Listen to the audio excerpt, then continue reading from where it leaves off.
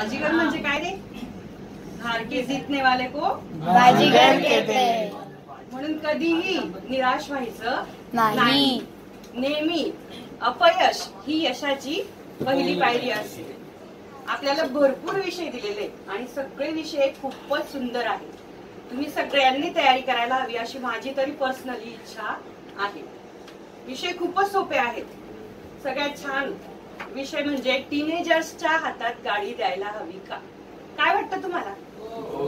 द्यायला हवी? Very good, छान. तुमच्या मतात गरज पण असते कधी कधी. आपल्याला स्वीकार आहे. पण व्हेरी गुड, छान. 50-50 आहे. टीनेजर्स मध्ये ही जी इकडची बॅच आहे ही फार उत्साही असते. मुली बघा तुम्ही, गाडीवर कधीही 2च मुली बसलेल्या असतात. आपले बॉईज 2 घ्या, 3 घ्या, 4 पायाने ब्रेक मारता. हा बघ, मला 2 वेळा ठोकलंय मॅम. कोण? मुलींनी असं बोल ना.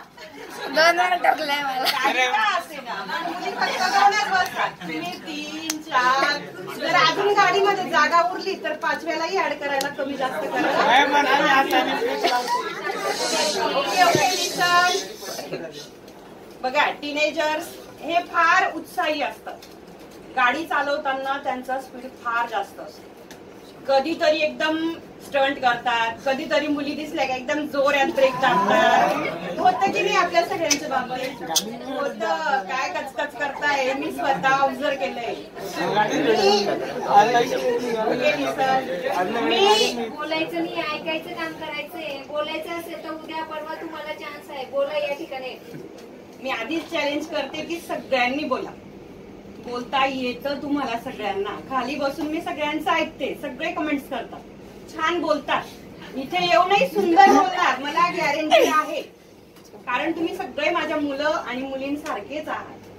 छान बोलतात तुम्ही सगळे. मी माझी ओळख करून द्यायला विसरली. माझे नाव वैशाली पाटील. मी CS बापना हायस्कूल फागणे येथे टीचर आहे. मी रोज 2 व्हीलरवर अपडाऊन करते.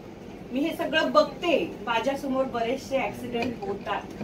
म्हणून तुमच्या समोर मी एक्सप्लेन करते की टीनेजर्स आहेत तुम्ही, उत्तम प्रकारे गाडी चालवतात, पण कधी कधी अति उत्साहात तुम्ही बऱ्याचशा चुका करतात. तर त्या चुका करू नका प्लीज.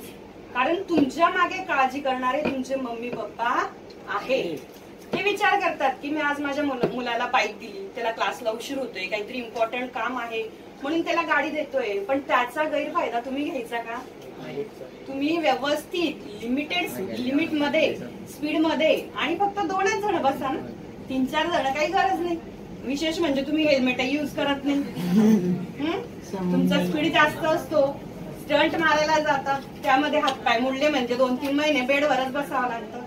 तेव्हा कोणी येतं का आपल्या सोबत? आपला डबल सीट वाला किंवा दुसरा मदत करायला येतो का? अरे तू थोडंसं पडला, आपण स्टंट मारला, मी तुला हेल्प करून देतो, असं कुणीही म्हणत नाही. त्याच्यामुळे आपण स्वतः आपली काळजी घ्या.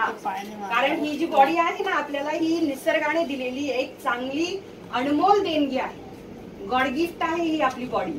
हे नॅचरलच ठेवा. जर हात मुडला त्या ठिकाणी रॉड टाकावा लागतो, दुसरा हात जॉईन करावा लागतो. तो नॅचरली यूज होतो का?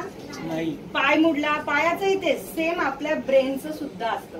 म्हणून डोक्याच्या केसापासून तर पायाच्या नखापर्यंत सगळे अवयव हे फार इम्पॉर्टंट असतात. म्हणून पुन्हा एकदा परत सांगते, गाडी चालवताना काळजीपूर्वक गाडी चालवा. कारण तुमच्या मागे काळजी करणारे तुमचे पॅरेंट्स आहेत. ओके. मला इथे मॅडमांनी बोलण्याची संधी दिली त्याबद्दल मी मॅडमांचे आभारी आहे. आणि तुम्ही सगळ्यांनी शांतपणे ऐकून घेतलं त्याबद्दल थँक्स.